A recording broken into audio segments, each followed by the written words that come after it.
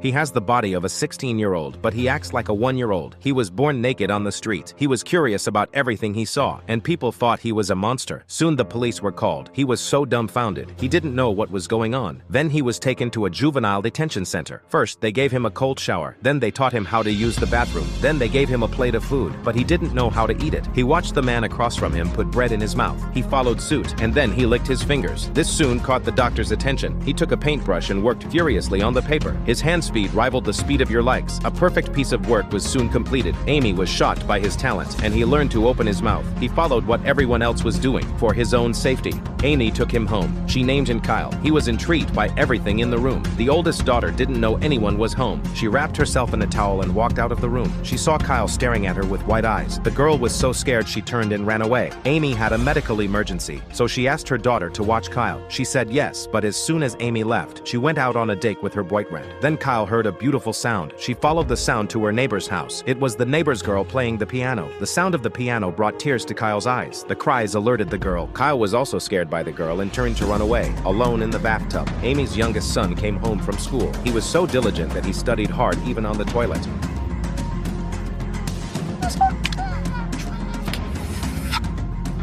Boy, no, thank on the shower.